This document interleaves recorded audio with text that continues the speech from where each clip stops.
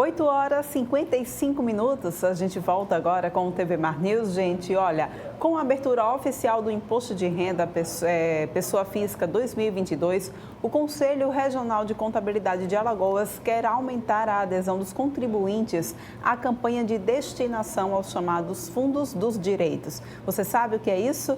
Fica aí, porque a gente vai explicar para vocês agora, já aqui na presença de José Carlos, ele que é vice-presidente do CRC aqui de Alagoas, vai nos explicar.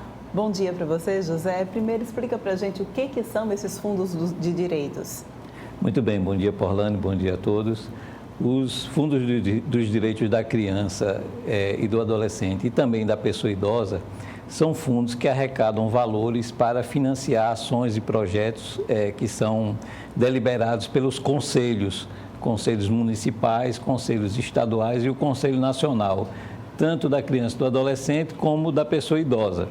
E nessa época do imposto de renda, existe uma ferramenta muito fácil, segura, que permite que o contribuinte que faz a sua declaração ele faça essa destinação de até 3% do percentual do imposto de renda devido, tanto para o Fundo dos Direitos da Criança e do Adolescente, como também da pessoa idosa. Então, é uma ferramenta de cidadania, de solidariedade, que o contribuinte, nessa ocasião do imposto de renda, ele pode destinar, ele pode exercitar esse direito de dizer para onde quer que vá o seu imposto, já que o imposto todos nós estamos obrigados a pagar, né? A grande vantagem é essa, você dizer, não, eu quero que parte do imposto vá para crianças e adolescentes e da pessoa idosa. Então, esse é o princípio solidário dos impostos, que a gente pode fazer essa escolha e é uma oportunidade, sem dúvida, muito interessante. Isso qualquer pessoa pode fazer, qualquer contribuinte? Muito bem. Temos dois tipos de declaração. A declaração de ajuste anual pelas deduções legais e a declaração simplificada. Quem pode fazer essa destinação são as pessoas, os contribuintes, que fazem a declaração pelas deduções legais. E eles vão se deparar com duas situações. Ele pode ter imposto a pagar, e aí ele pode fazer essa destinação e não vai pagar mais nada sobre isso. Na verdade, vai ser reduzido do que ele tem a pagar.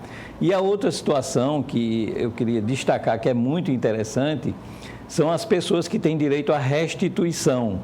E aí, além de um ato de solidariedade, também se torna um ato de investimento financeiro. Por quê? Porque quando você faz a destinação, tanto para os fundos das crianças e dos adolescentes, como da pessoa idosa, esse valor será acrescido à sua restituição. Então, você tem um valor X a restituir, o valor que você destinar será somado e esses dois valores, a soma desses dois valores, sofrerá a correção pela Selic, que está em 11,75, está subindo, o que se torna um investimento financeiro muito interessante. Então, é uma oportunidade também de fazer um ótimo investimento financeiro atualmente. Pois é, então é bom a gente deixar claro, né? Porque tem muita gente que acha que se fizer essa destinação e de repente tiver alguma restituição a receber, esse dinheiro vai ser diminuído e não é isso que vai acontecer. Não é isso, exatamente. É importante destacar, se você tem restituição, você pode exercitar esse direito de indicar essa destinação de 3% para os fundos da criança e 3% para a pessoa idosa, e esse valor, vou ressaltar, será acrescido, será acrescentado à sua restituição e será corrigido pela taxa Selic, o que é muito bom. Pois é, né? Agora, por que as pessoas ainda são tão reticentes em fazer esse tipo de contribuição, José? Muito bem. O que ocorre é que há um desconhecimento por parte dos contribuintes desse mecanismo de destinação. Ele só foi implantado na declaração do imposto de renda a partir de 2013. E até a própria Receita Federal admitiu que ele estava meio escondido lá, ele estava no resumo da declaração, precisava clicar naquele item lá do menu para abrir-se essa possibilidade. A partir de 2019, a própria Receita Federal criou um item lá, doações diretamente da declaração, de forma mais visível, que permite que quando você abre a declaração e navegue lá na aba, você já perceba esse item doações diretamente da declaração. Então, isso já, sem dúvida, é um avanço, é um processo que está melhorando cada vez mais e agora está mais visível. E a partir do momento que você clica em doações diretamente da declaração, abre uma outra tela que tem crianças e idoso. Ao clicar em crianças, ele vai apresentar o Fundo Nacional, depois os fundos estaduais e os fundos municipais. Lá em municipais, por exemplo, você clica, escolhe o estado de Alagoas e irão aparecer 52 municípios aptos a receber a destinação no estado de Alagoas dos fundos da criança e do adolescente. No caso do fundo do idoso, quando você clicar lá no estado de Alagoas, somente 6 irão aparecer. Então, a gente também ainda tem um processo aí de regularização desses fundos. Pois é, e o contribuinte, ele tem como saber o destino que realmente é do imposto que foi pago, que foi destinado a esses fundos? O contribuinte tem como saber, tem como, digamos assim, fiscalizar se aquele dinheiro realmente foi, de fato, efetuado para o que realmente destinado para o que realmente ele é? Muito bem. O cidadão tem um papel importante de fiscalização, né, de cidadania fiscal. A Receita Federal, ele estipula lá que quando você escolhe esse fundo, aparece o nome da cidade e o CNPJ do fundo. Isso significa que o dinheiro será diretamente creditado na conta desse fundo.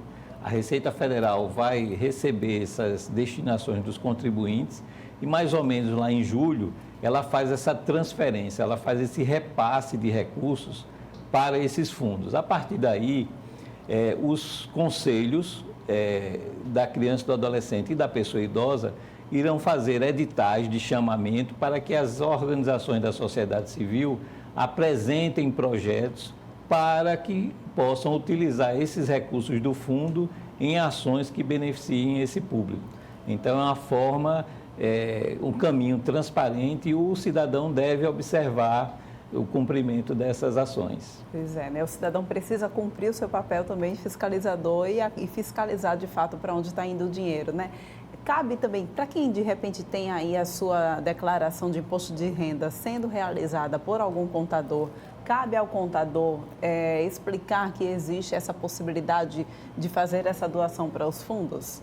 Muito bem. O Conselho Regional de Contabilidade de Alagoas e o sistema do Conselho Federal de Contabilidade têm feito uma campanha também de sensibilização, de informação para que os profissionais da contabilidade, eles sensibilizem os contribuintes do imposto de renda, seus clientes, para que exerçam essa cidadania fiscal, exerçam esse direito de destinação, que é muito importante. Então, nós estamos fazendo campanhas a cada ano sistemáticas para convencer, para sensibilizar, né, para divulgar essa ferramenta de cidadania para que os nossos colegas, os profissionais da contabilidade, devidamente registrados, habilitados, que eventualmente venham auxiliar o contribuinte na elaboração da sua declaração, eles também lembrem o contribuinte dessa oportunidade de exercitar o papel de cidadão, né, destinando esse recurso para os fundos da criança e do idoso. A campanha esse ano se chama Imposto Amigo, não é isso? Imposto Amigo, super-herói. Na nossa página do CRC temos lá a figura, né, uma criança vestida de super-herói.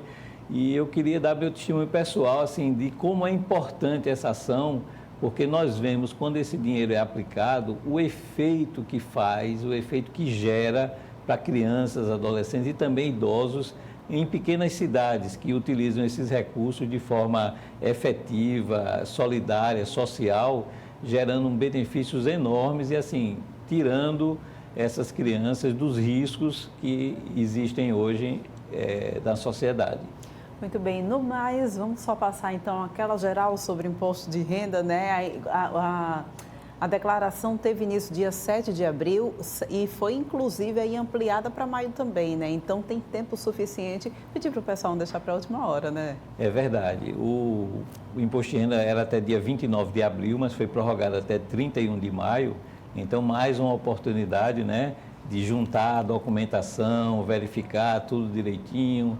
Se contar com a ajuda de um profissional da contabilidade, conversar com ele para que faça essa destinação, que é um ato importante.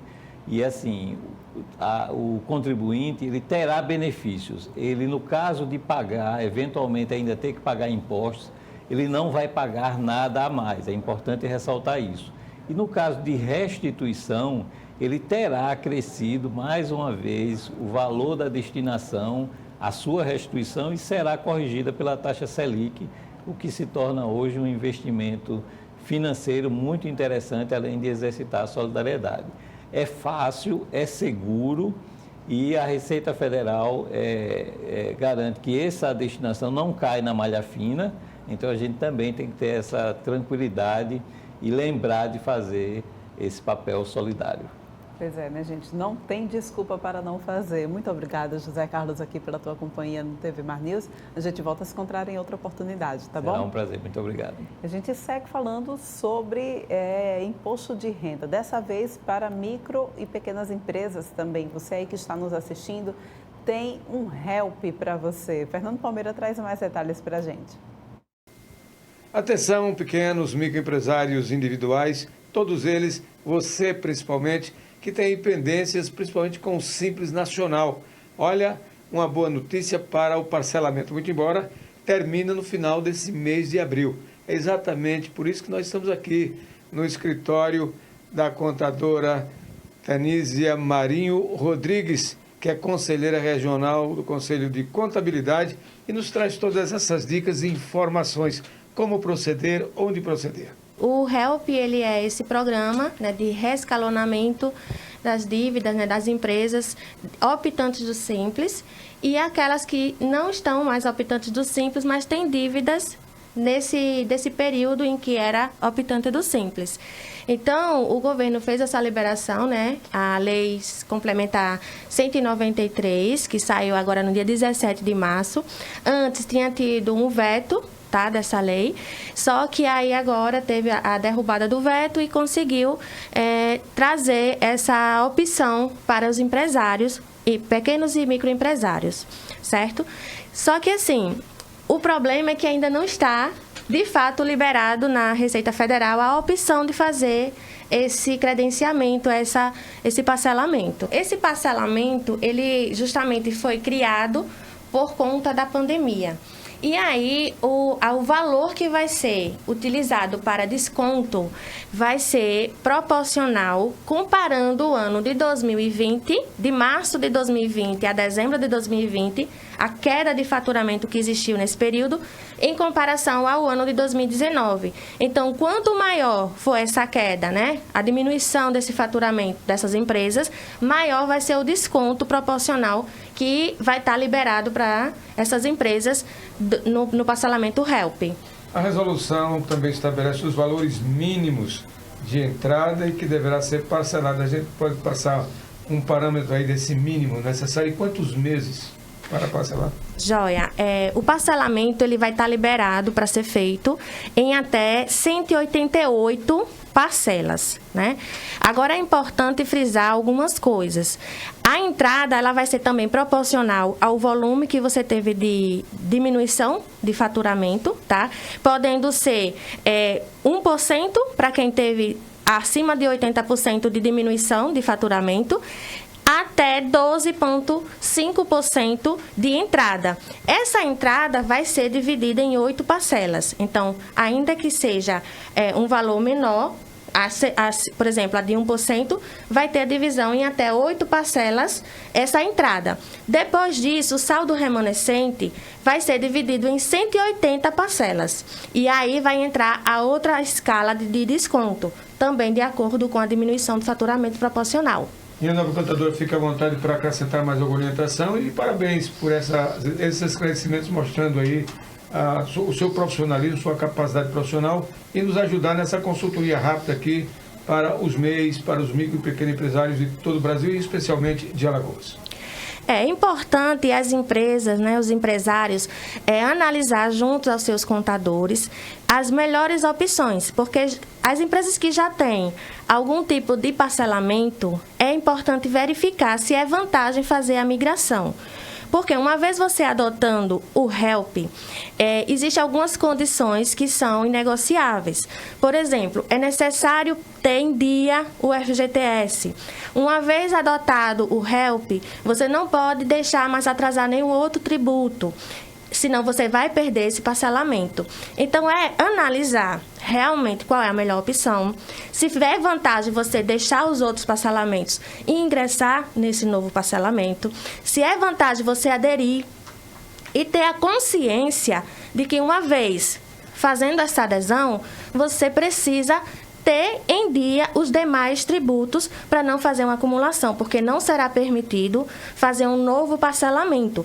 Então, nesse caso, como o prazo é muito extenso, 180 meses é muito tempo, e aí você tem que realmente fazer conta, ver se vale a pena você fazer essa adesão nesse momento. Muito obrigado, contadora Tanísia, por esses esclarecimentos.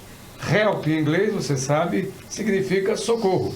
E tudo isso foi feito aí, mesmo com o veto do governo federal, mas o próprio Congresso Nacional entendeu a possibilidade de ajudar, de socorrer a você, micro, pequeno empresário, microempresário individual, nesse momento em que se pede socorro, principalmente ainda sobre os reflexos da pandemia que trouxe graves prejuízos para todo o empresariado.